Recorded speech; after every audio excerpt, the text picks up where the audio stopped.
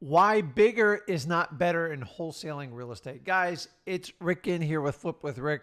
And do me a favor, before we get into the video, hit that subscribe button, smash that like button to continue to receive the absolute best information available on wholesaling on the internet today from myself and my son, Zach Ginn. So you guys hear it all the time. Bigger is better. In a lot of situations, that's actually true. Now, I want you to understand from my perspective, doing this business 19 years, I've literally tried just about every way to do it. And I'm talking about mostly investing in small multis, single family houses. I've tried so many different techniques of scaling. And the problem I see with the whole scaling, the wholesaling business, it can be done, but it has to be done in graduated levels. And I'm going to walk you through exactly how this works out, because at the end of the day, it's not how much business you're doing, it's how much you actually get to take home to take care of your family, to get you the ultimate freedom that wholesaling is going to get you. Now, if you're working 60 hours a week in an office and you're stuck there 5-6 days a week, you just bought yourself a glorified job. If you want to work like 60 hours a week and go nonstop and maybe have a breath at the end of 20 years, this video is probably not going to be for you. I got into wholesaling just so I could get freedom of my time, I get freedom of my finances, and most of all, just do what I actually wanted to do. So in this video, I'm going to tell you why getting bigger is not always better in wholesale. Let's talk about this real quick. I see so many, I don't even use the word gurus anymore, people out there. These are mostly people that got started in the market from 2013, 14, and it's been nothing but a rocket ship up. And I guess they're just geniuses. And they're just telling you to ramp up your business and keep scaling it up. But have you ever noticed that those people that tell you to do that exact scenario to ramp up your business and get bigger, they never actually share the actual numbers with you? So here's the problem. If you're going to build your business on false numbers, like, hey, Rick, I did 20 deals this month. You need to ramp up like I did. Like, what if I decide, okay, I'm going to ramp up and try to figure out what this guy's doing so I can do his same business, when in reality, I'm doing much better and he or she's running around with their heads cut off. And that's what you guys don't understand. The person that's pumping you up, I've done 15 deals this month or whatever, it's irrelevant. I don't care if you do one deal or 10,000 deals. It comes down to profitability in wholesaling. If you're doing 15 deals and they're getting $1,000 a piece or like $2 or $3,000, actually, I don't want your business. I think a lot of you are glorified realtors when you do that. Any guru that sits there and tells you to ramp up your business and you've got to scale it and you got to do it, you better look into their business before you actually do that, because what you're going to find out is how much are they spending on their marketing dollars. That's the biggest challenge. I see people bragging about multi-million-dollar businesses, yet I see them spending, less than $50,000 on marketing. I mean, I guess you're really great and skilled, but I'm going to be honest with you, like, the math doesn't add up with what you're saying. So whenever somebody says, hey, I did X amount of deals, what was your total profitability for the month, for the quarter, for the year? I always try to dive in and expand on the answers, because someone's running a really good business and they want to work with you, they'll share those numbers with you. When they don't share the numbers, it means A, they don't know them, or B, they're you. So either way, you got to take that into a grain of salt. Let's talk from the perspective of my personal opinion, why I think just growing your business and scaling it is not that simple. So first of all, I said, when you grow, you have to do it in sectors. Like right now, if you're spending $3,000 in marketing, okay, and you're not getting success on it, I'd rather you first dive into that $3,000 and find out where you're missing the boat. Most likely, you probably got the wrong list, you're attacking your list wrong, or you have some sort of negotiation style that is not working, or it could be a combo of all three of those things I talked about. Guys, just stop comparing yourself to people doing all this business. I dove into a wholesaler's operations recently. One brag was they made 2.5 million, and then I watched another video like a month later and it was up to 4 million. Once I start hearing numbers like that, I know people are absolutely lying. Your numbers can't jump that much in this business. The reason why you guys get all these, I do 15, I do 20 deals a month, I'm doing 2.5, I'm doing 4 million, is, you know what the honest truth is? Because it sells coaching programs. End of story. The sexier I make the story, and the more I can solve a problem on paper, the more likely you are to hire me. And trust me, if I could spend 5, 10, 20, 30 grand to duplicate someone's exact success, by all means do it. The reality of most of these gurus that teach it to you, the reason they're coaching you is because their regular business is not fulfilling them, A, or B, it's not paying all the bills that they want it to do. It's just the truth, guys. It just drives me nuts. So we're going to talk about ways that you can correctly grow your business without this ridiculous terminology. You need to explode, double your business. I'm all for that. But so if you're spending $3 grand a month in marketing, if you think you can spend 6 grand and double your business, you're going to get killed.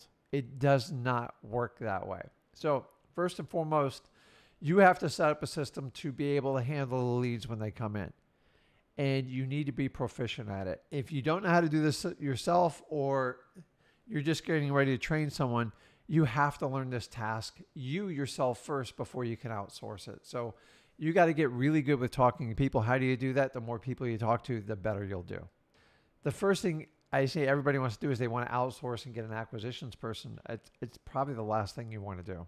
I'm going to talk about that in an upcoming video on actually your first hire on it. You know you can't take 3,000 and churn it, double it, and then be able to double the amount of leads you get on it. So the first thing you need to do is make sure you have the absolute best lead management system you can. Now, I recommend using Podio. It's pretty straightforward, really, really cost effective, very, very cheap. And all the data's got to be put in there, and you've got to make sure you do follow-ups. I would definitely have multiple people touching them just to get the best you can on it. So a lot of you guys are starting out, and if you want to expand your business and grow it, you go, okay, I'm doing cold calling, but it's not working. And there's so many you get talked to, and they go, well, I'm going to double down on my cold calling efforts. I go, what were you doing before? Well, I was doing 5,000, and then I'd have to skip trace them. I had to do everything, and that cost me about $1,500. And so now I'm going to go to 10,000, and all my costs are going to double, and it's going to be roughly to $3,000 to $4,000. Guys, man, I tell you, if that just fixed all my marketing and sales problems, I would be a genius. It doesn't. I've tried it many, many times. So the first thing you want to do is, if you're not surviving in cold calling, you need to go back and retweak. Start with your list, and then start with your process. Who's making the calls?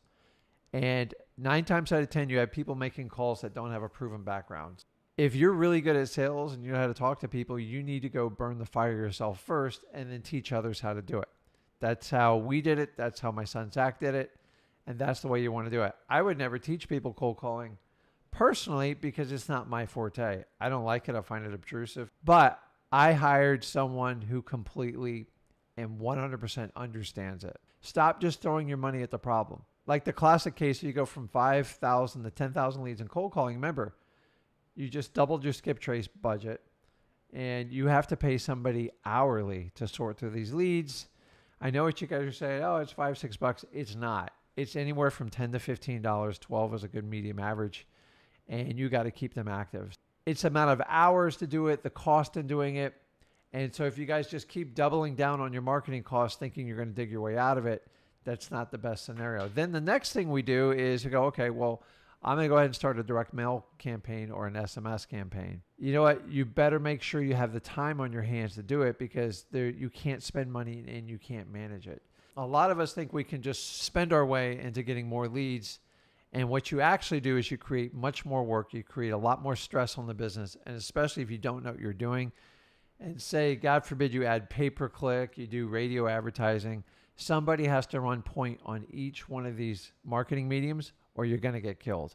And this is what I see when people think they can just double down on their business and make it happen. I'm guilty of it, guys. So instead of doubling down, what I would do is tighten up your list and maybe increase your budget by 15, 20% and see if you can make a difference and start affecting the curve on it. Here's what I'm going to do, though, is I want to give you some really, really simple tips that will help you channel your energies. You can't just simply explode your business overnight and get more money. So if you do that, you're typically going to bring in a partner.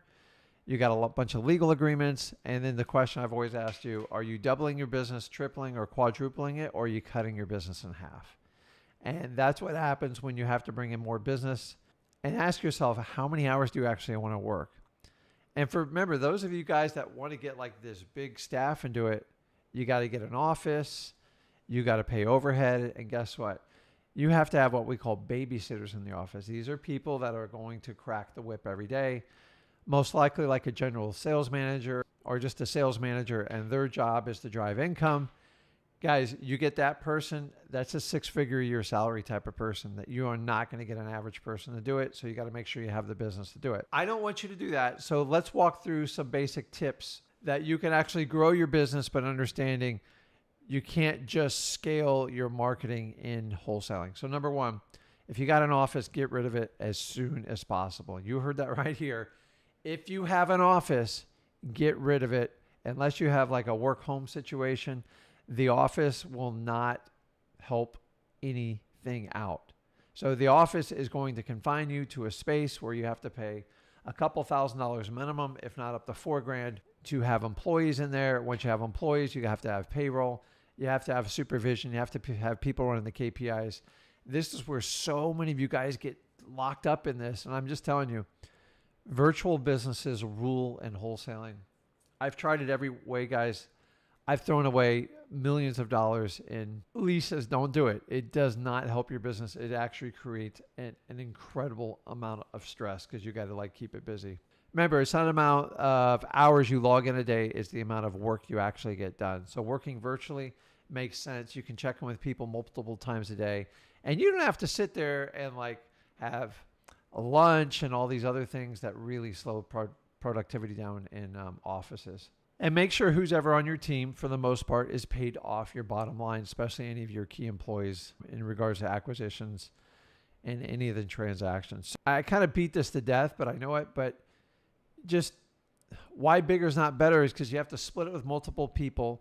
You have to work more hours. And honestly, it's more stressful. And if you're not in this business to get freedom, you got to ask yourself, what are you doing here? You can go get a regular job and get tied down all day. I don't want you guys doing it. The reason you're being told that exploding and growing and scaling your wholesaling business is very attractive and you need to do it, and I'm going to teach you how to do it. Guess why? Because they have to sell you something.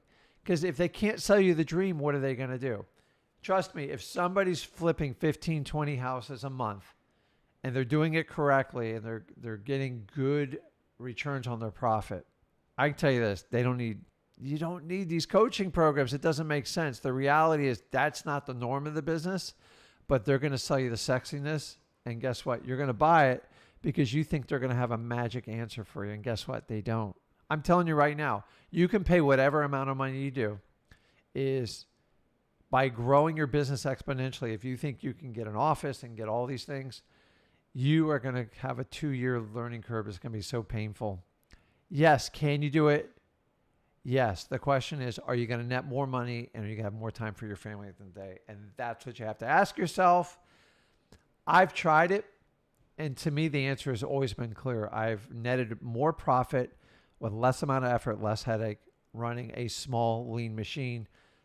3 to 4 employees is ideal unless you're going to go like mega scale. And I'm talking about like 100 million plus. Keep all this in mind, guys. I've been doing this 19 years. I've brought on multiple partners, stuff like that, and it never adds up to what it's going to be. And in the end, I work with family, with people I've worked in the business, I've trusted a long time, and we make the most amount of money. And I know exactly, roughly, what I'm going to make based on what I invest in my business. And the office and having this mega marketing budget, it has never worked out for me. Tell me what you think. Do you think you can scale your wholesaling business by just doubling down on your marketing? Because I've tried it. It doesn't work that way. I do 15 to 20% increases and constantly tweaking the KPIs and the list and everything else like that.